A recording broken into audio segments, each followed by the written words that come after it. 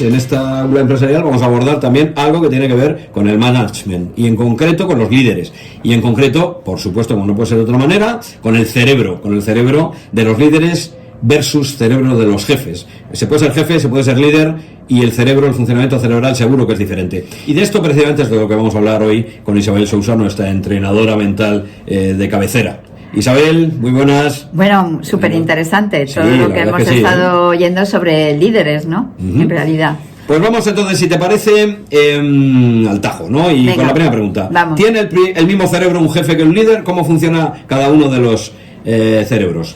Pues yo no he hecho una resonancia magnética a un líder y a un jefe, pero yo te aseguro que de lo que yo sé de neurociencia es imposible que tengan el mismo cableado cerebral. Es decir, los cerebros funcionan de distinta manera porque, fíjate, solo tienes que darte cuenta del resultado que da cada uno de ellos y ves que son resultados totalmente diferentes. Fíjate, estaba leyendo una entrevista que ayer que decía que el 43% de los empleados se van de la empresa porque no tienen un líder y tienen un jefe como superior. Sí. Entonces, fíjate a qué distintos resultados tienen uno y otro. Por tanto, lo que les dirige la vida tiene que ser distinto. Y de hecho, vamos muy rápidamente a ver algunos aspectos en donde se ve que su funcionamiento cerebral es distinto. Bueno, antes de entrar en eso, simplemente entender, porque aquí lo estamos entendiendo para que todo el mundo lo entienda. Alguien está diciendo, bueno, pero es que mi jefe, el líder tal. No, entendemos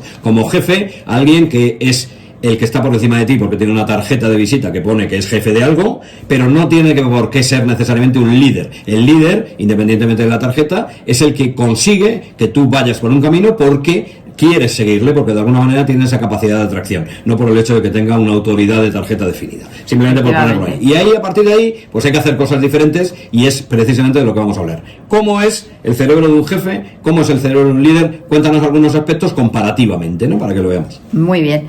Pues voy a empezar por las cosas más fundamentales.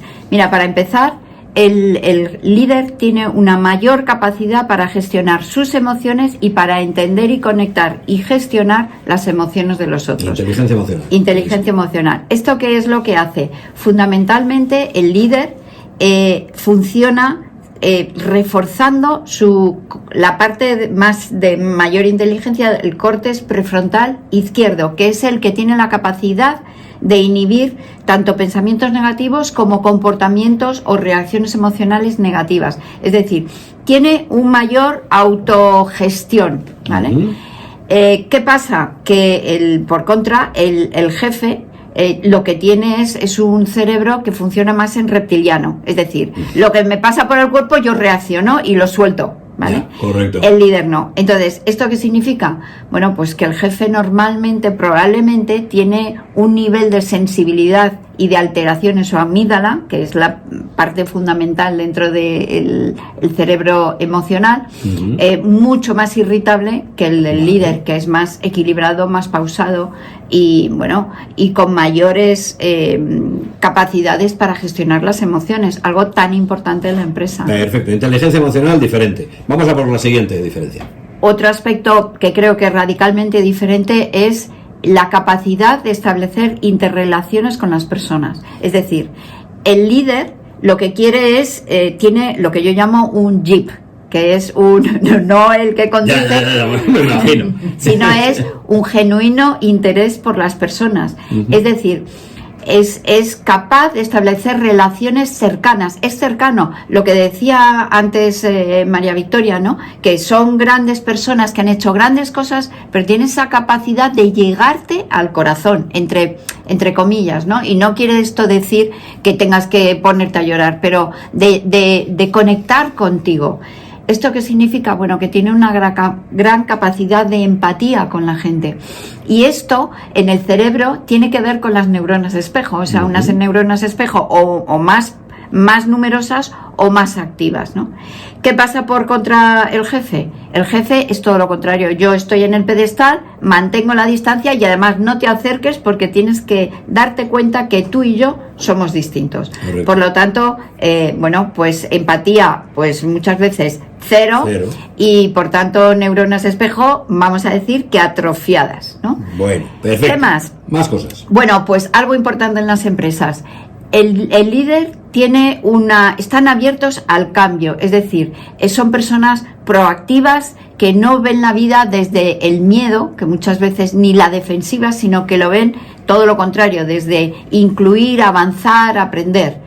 Entonces, ¿esto qué significa? Pues que la neuroplasticidad, que es la capacidad que tiene el cerebro para cambiarse a sí mismo, es mucho mayor. Es decir, tienen unas conexiones neuronales más flexibles, con más capacidad de hacer nuevas conexiones.